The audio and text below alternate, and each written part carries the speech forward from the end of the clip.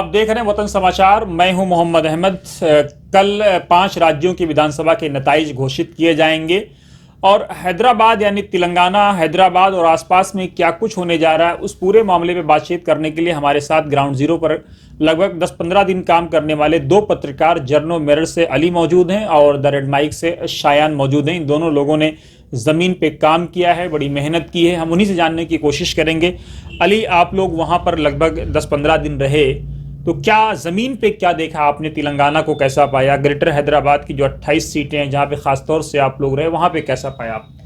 देखिए अहमद भाई, हैदराबाद का अगर हम बताएं आपको तो हैदराबाद में तो जो ओल्ड हैदराबाद है वो तो एमआईएम का एक तरफा है। वहाँ पे तो जो 7 सीटें एमआईएम, जहाँ तक उम्मीद है वो रिपीट होंगी। लेकिन अगर हम न्यू हैदराबाद की बात करें, ग्रेटर हैदराबाद की बात करें, शहरी इलाके की बात करें, तो वहाँ पर बीआरएस का थोड़ा होल्ड अच्छा है। भी लोग जैसा एंटी इनकम्बेंसी है 10 साल की गवर्नमेंट की मुखालफत होती है, उस तरह का माहौल नहीं है वहाँ पे। वो है कि कांग्रेस उस माहौल को भुनाने की कोशिश कर रही है अपनी तरफ, लेकिन उस टाइप का माहौल नहीं है। और जहाँ तक उम्मीद है, जो जनता का मतलब जनता की राय है, जनता कह रही है कि मतलब केसीआर ने काम किए हैं। जनता ने बोला है, बाकायदा ऑन माइक ऑन कैमरा बोला है कि केसीआर ने काम किए हैं और केसीआर ही तेलंगाना को आगे बढ़ा सकते हैं। तो जनता की जो राय है, जनता का कहना साफ है कि केसीआर ही दोबारा सरकार बनाएंगे और लोग उनको पसंद कर रहे हैं केसीआर को।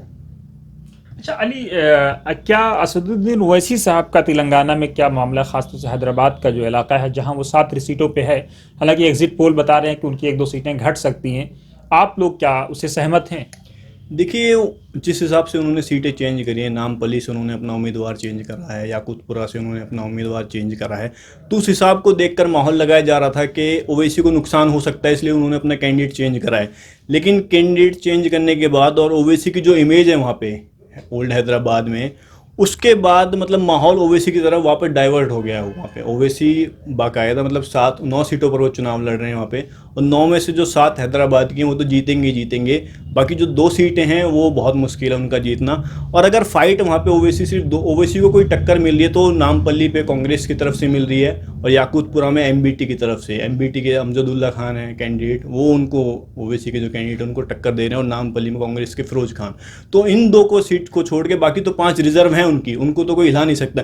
इन 2 पर फाइट अच्छी है, लेकिन उम्मीद है मतलब जनता जो कह रही है कि ओवैसी ही जीतेगा। साथ के साथ तो ओवैसी की मतलब कंफर्म है वहाँ पे, जहाँ तक हमें लगता है।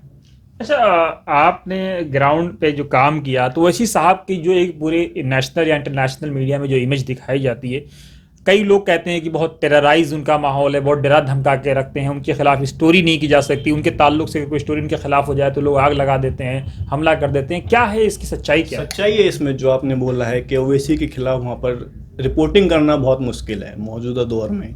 हमने वहाँ पे जो लोकल रिपोर्टर हैं उनसे बातचीत करी, उन्होंने बाकायदा लोकल रिपोर्टर ने हमसे कांटेक्ट किया कि आप जो स्टोरी कर रहे हैं वो मत करिए, ये स्टोरी आपको मतलब क्या कहते हैं परेशान कर सकती हैं, यहाँ पे जो ओवैसी के गुंडे हैं वो आपको परेशान कर सकते हैं। लेकिन हमने स्टोरी करी तो उसके बाद उनका भी मनोबल बढ़ा, तो उन्होंने कहा कि अगर आप कर रहे हैं तो हमें इजाज़त दीजिए कि हम इस स्टोरी को चला सकें। तो हमने कहा हाँ ठीक है, हम कॉपीराइट का कोई इशू नहीं करेंगे, आप चलाइए। तो उन्होंने वीडियो चलाई, लेकिन वो कह रहे हैं हम सिर्फ आप ही की वीडियो चला सकते हैं, हम अपना पर्सनल इंटरव्यू करके या पर्सनल उनके खिलाफ नहीं चला सकते जो जनता चाहती है। तो मतलब ये है कि दहशत का माहौल है, जर्नलिस्ट तक उनसे डरते हैं, जनता उनके खिलाफ बोलने से डरती है, माइक पे आने से। लोग ऑफ माइक ऑफ कैमरा बहुत बोलते हैं कि ओवैसी ने मतलब उनका जो सिस्टम है अच्छा नहीं है, उनके लोग हैं डराते धमकाते हैं, एकदम राजशाही है वहाँ पे, ओवैसी के खिलाफ बोलना बहुत मुश्किल है। लेकिन जब हम उनसे कहते हैं यही बात आप ऑन कैमरा बोलिए, तो कोई भी बोलने के लिए राज़ी नहीं है, कह रहा हमारा परिवार है, हमारी नौकरी है, बीवी बच्चे हैं। मतलब खौफ का माहौल है, लोग डरते हैं उनके खिलाफ बोलने से। शयन, आप क्या कहेंगे? आपको क्या लगता है, क्या ज़मीनी सच्चाई है? अली के साथ आप भी काम कर रहे थे, ग्राउंड जीरो पे थे, क्या अली की बातों से आप सहमत हैं? ज़मीन पे कैसा माहौल है? बीआरएस, कांग्रेस, हालांकि एग्जिट पोल तो कांग्रेस के फेवर में जाते दिख रहे हैं। जी, बहुत शुक्रिया सर आपका भी वतन समाचार का कि हमें बोलने का मौका यहाँ पे दिया जा रहा है। जो मैंने हैदराबाद में ऑब्जर्व किया सर, जो हैदराबाद की जो 7 सीटें हैं जहाँ ओल्ड हैदराबाद के, जैसे कि अली भाई ने बताया कि वहाँ पे ओवैसी का दबदबा है। और दबदबा का ये भी रीज़न है ना कि सर वहाँ पे लोगों का ये कहना है कि यहाँ पे ज़्यादातर अनएजुकेटेड लोग हैं, ज़्यादातर काम करने वाले हैं, ऑटो चलाने वाले हैं, और वो लोग कहते हैं कि हमारे पास ऑप्शन नहीं है। क्योंकि और दूसरा ये भी है कि मुस्लिम एंगल भी आ जाता है। लोग कहते हैं कि हमारा अगर कोई हमारी सेवा कर सकता है, हमारा रक्षा कर सकता है तो वो ओवैसी ब्रदर्स है, इसके अलावा कोई नहीं है। तो हैदराबाद में खासकर ओवैसी का दबदबा है। बाकी जो रूरल एरिया है वहाँ पे कांग्रेस स्ट्रांग है। तो अभी जैसा कि एग्जिट पोल में आ रहा है कि कांग्रेस की सरकार बनने जा रही है, लेकिन मुझे नहीं लगता है कि कांग्रेस की सरकार बनेगी। टक्कर है, ये तो कल ही पता चलेगा कि किसकी सरकार बनेगी सर वहाँ। अच्छा, अजहरुद्दीन की क्या सूरत हाल है? क्या अजहर को क्या लगता है, जैसे ये बताया अली ने कि अजहर कहीं ना कहीं हार रहे हैं अली के हिसाब से, आपको क्या लगता है कि अजहर की क्या स्थिति वहाँ पर है? वहाँ पे कांग्रेस और बीआरएस का टक्कर था, लेकिन ओवैसी साहब के एंट्री से ऐसा लग रहा है कि अजहरुद्दीन वहाँ पे हार जाएंगे, क्योंकि इससे पहले उन्होंने वहाँ पे पहले कभी अपना कैंडिडेट नहीं उतारा था। जब अजहरुद्दीन वहाँ पे चुनाव लड़े तो इन्होंने पहली बार एक हिंदू कैंडिडेट को वहाँ से उतार दिया, ताकि जो वोट है वो बढ़ जाए और जो बीआरएस का जो कैंडिडेट है वो जीत जाए। तो लोग यही सवाल कर रहे हैं ना कि ओवैसी साहब कहते हैं कि मुस्लिम क़यादत की बात होनी चाहिए। अगर एक देश का जो देश की शान था, अजहरुद्दीन भारतीय टीम के कप्तान रह चुके हैं, अगर वो राजनीति में आना चाहते हैं, वो चुनाव लड़ना चाहते हैं, तो आप उसको हराने के लिए अपने कैंडिडेट को उतार दिए। तो कहीं ना कहीं ये भी ओवैसी साहब पे सवाल खड़े हो रहे हैं। अगर अजहरुद्दीन वहाँ से चुनाव हारते हैं तो ओवैसी साहब से भी सवाल होनी चाहिए कि आपकी वजह से चुनाव हारे हैं।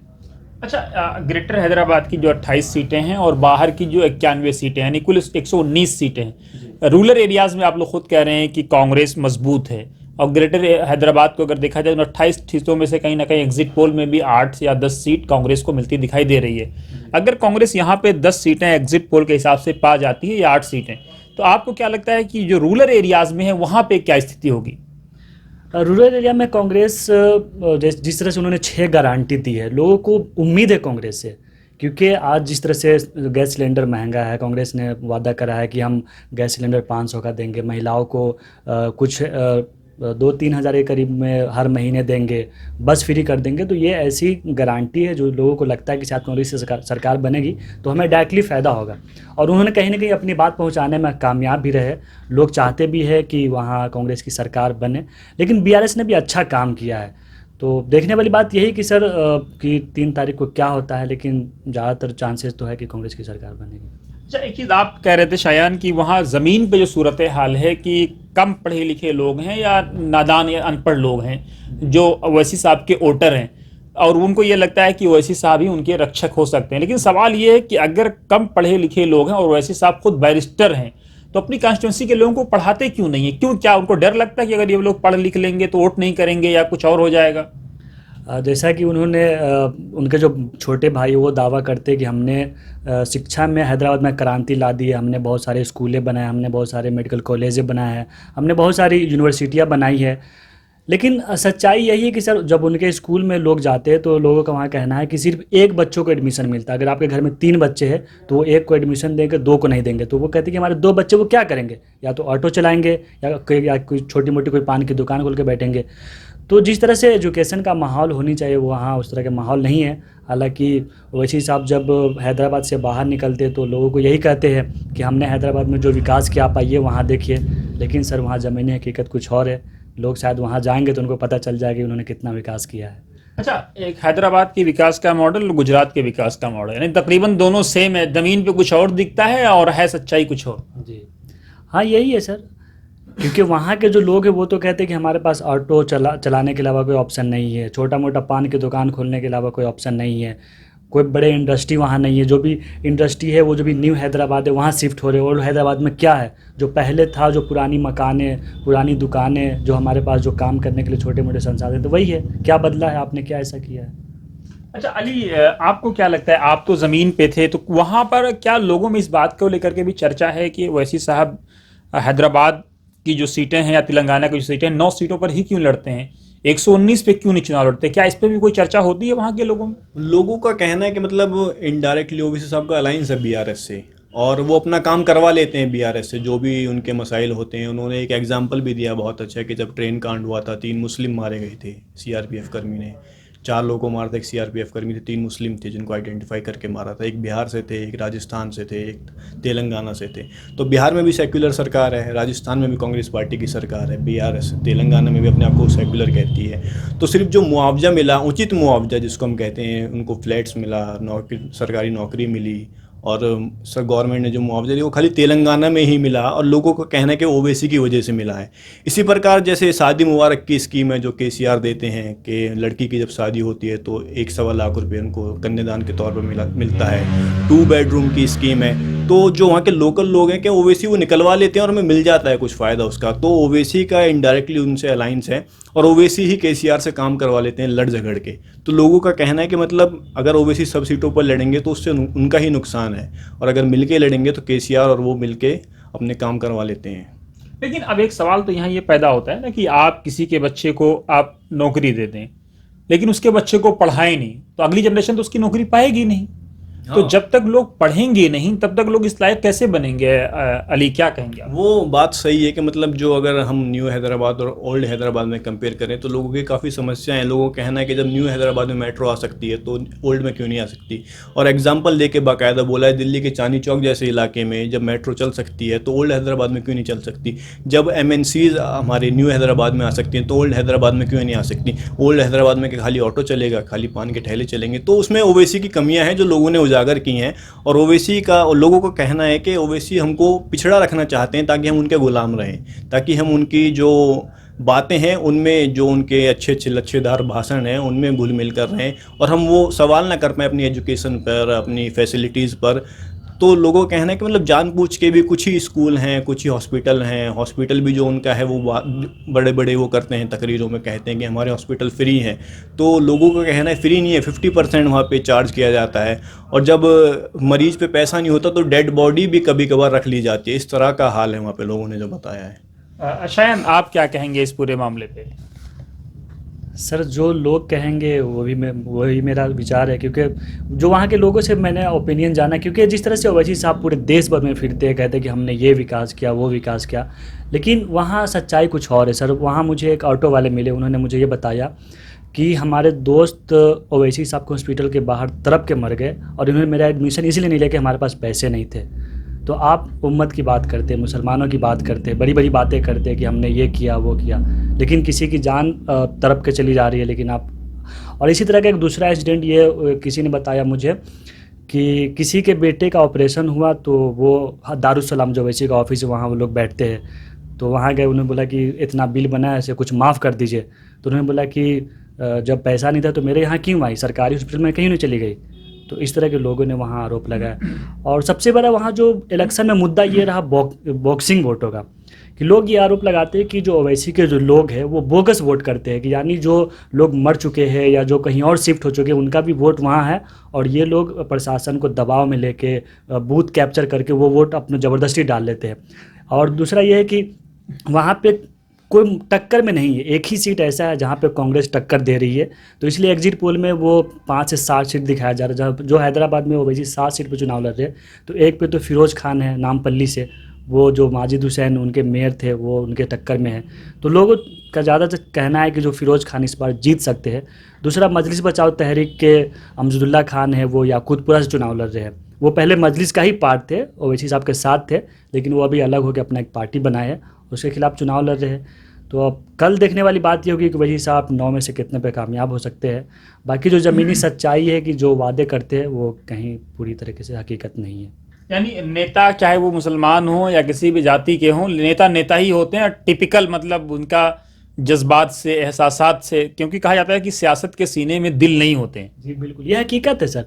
बहुत सारे लोगों ने तो मुझे यहाँ तक कहा कि जो ओवैसी साहब के वालिद साहब है उन्होंने बाबरी मस्जिद का सौदा किया, और उन पे ओवैसी साहब पे भी आरोप लगते हैं कि वो बीजेपी की बी टीम है। अगर बी टीम नहीं है तो या तो मक्का मस्जिद चले, कसम खा ले कि हम बीजेपी की बी टीम नहीं है, क्योंकि लोग ये कह रहे हैं कि आप 9 सीट पर चुनाव लड़ रहे हैं, आपका जो दारुसलाम जहां मौजूद है वहां से बीजेपी का विधायक है टी राजा सिंह, जो गुस्ताखे रसूल है, नबी के शान में अनाप शनाप बकता है, नबी के बारे में बहुत सारी बातें उन्होंने की। आप उसके खिलाफ क्यों नहीं चुनाव लड़ते हैं? आपका ऑफिस है वहाँ दारुसलाम, आप क्यों नहीं चुनाव लड़ते हैं?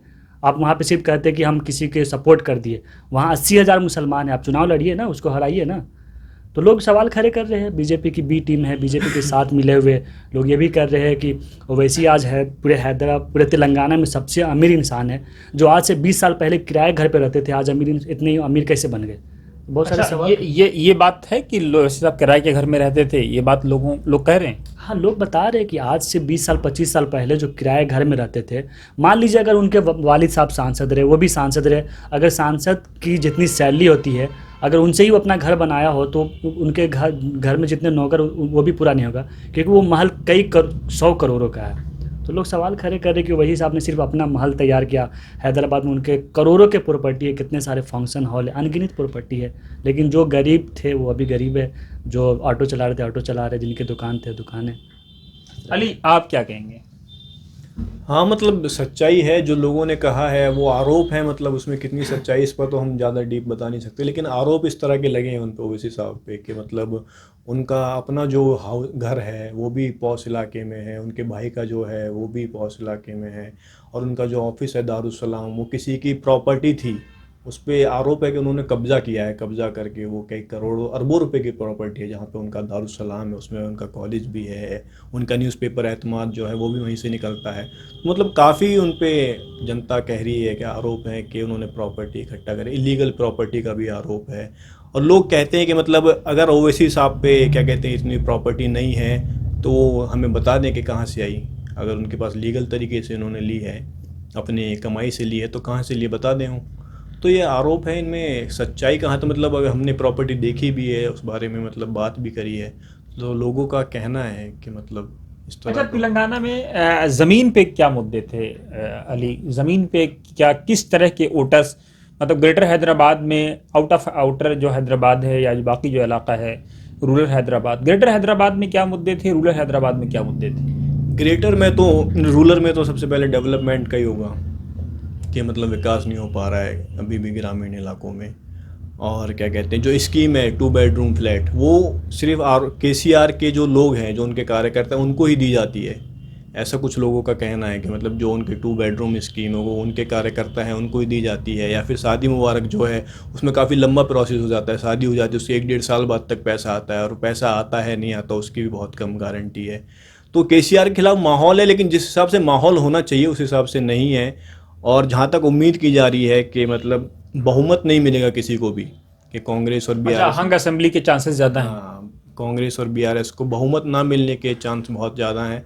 और किंग मेकर की भूमिका में एक तरीके से हम MIM को, या BJP भी किंग मेकर की भूमिका में आ सकती है, अगर उनके 4-5 विधायक जीत जाते हैं, 7-8 6-7 इनके जीत जाते हैं MIM के, तो ये दोनों पर निर्भर करेगा कि सरकार किसकी बनेगी किसकी नहीं बनेगी। लेकिन उम्मीद यही है कि फुल मेजोरिटी नहीं आएगी किसी की भी। तो हंग असेंबली के ज़्यादा हंग चांसेस असेंबली की हैं। ज़्यादा। बीजेपी के तो अभी एक ही विधायक थे ना? BJP के 2 हैं मेरे ख्याल से। अच्छा। 2 विधायक। तो अभी क्या बीजेपी इंक्रीज कर रही है, बढ़ रही है? हाँ, चांस है BJP के, मतलब 3 से 4 विधायक इस बार जीतने के चांस हैं। और MIM के भी 6 के करीब तो हैं ही फाइनल उनके जीतेंगे, एक भी मतलब थोड़ा बहुत डिफरेंस होगा, जीतने की चांस है साथ के साथ ज़्यादा उनके। और मतलब क्या कहते हैं जो 60 का आंकड़ा है उस तक पहुंचना दोनों को मुश्किल है। कांग्रेस भी उस हिसाब से मतलब दावा तो कर रही है, ज़्यादातर हमने एग्जिट पोल देखे हैं कि उनमें 60, 65, 70 के करीब ही जा रहा है। तो मतलब ये कोई ज़्यादा बड़ा डिफरेंस नहीं है, ये घट भी सकता है और थोड़ा बड़ा घटेगा भी। अगर 8-10 सीटें घटती हैं 60 से 50 पर आती है कांग्रेस की या BRS की, तो BRS सरकार बना लेगी, जहाँ तक ये उम्मीद की जा रही है। अगर 50 तक दोनों की सीट पे सिमटते हैं 50-50 पर, तो BRS के ज़्यादा चांसेस सरकार बनाने। अच्छा, ज़मीन पे शायन और आप लोगों ने क्या देखा, अगर हमारे दर्शकों से साझा कर पाए तो? किस तरह के, जैसे सर क्या मतलब ज़मीन पे कैसा माहौल था इलेक्शन को लेकर के? क्योंकि कहा जाता है कि हैदराबाद में लोग आते नहीं हैं, बोलते नहीं हैं, बातें करने से बचते हैं, डरते हैं, वो उसमें क्या सच्चाई है? जैसे अगर रूरल एरिया में हम लोग जाते थे तो वहाँ मुझे भी थोड़ी सी परेशानी होती थी कि कोई लैंग्वेज का इशू था, वो लोग तेलुगु में बात करते थे।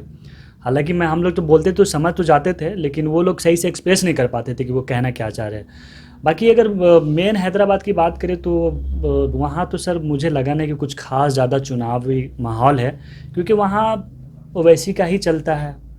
लोग कहते हैं कि उनके खिलाफ कोई जल्दी बोलने को तैयार नहीं है। हम लोगों ने भी वहाँ महसूस किया कि ओवैसी के खिलाफ लोग बोलने से डरते थे।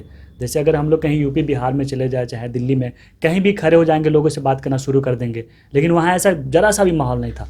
अगर कोई पीठ पीछे तो बात करता था उनके बारे में, बोलता था कि अरे ये गलत है, ऐसे हुआ वैसे हुआ। जैसे हम बोलते थे कि आइए हम आपके साथ बात करेंगे कैमरा के साथ, वो लोग मना करते थे। तो हम लोग पूछते थे ऐसा क्या वजह है कि मना कर रहे हो?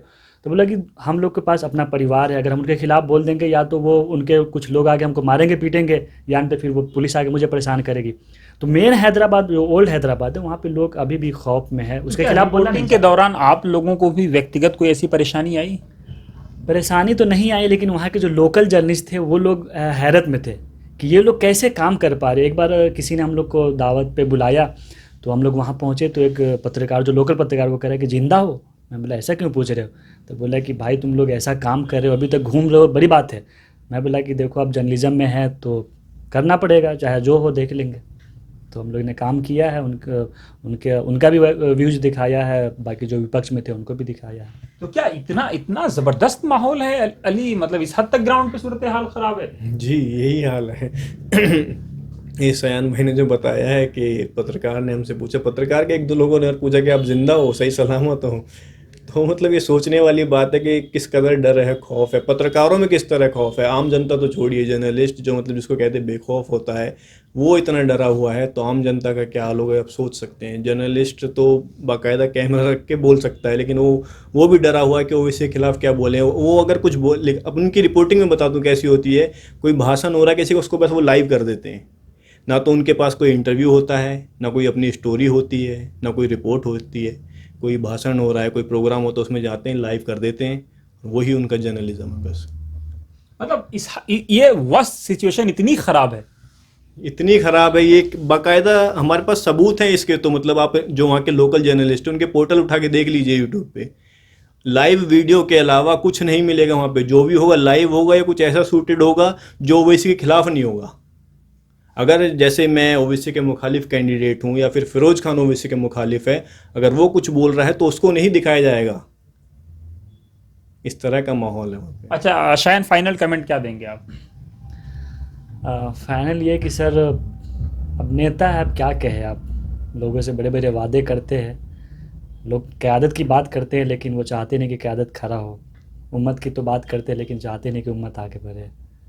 तो बस यही कहना चाहेंगे कि सर राजनीति है, सबको समझनी चाहिए, चाहे आम इंसान हो या फिर नेता हो। Ali final comment?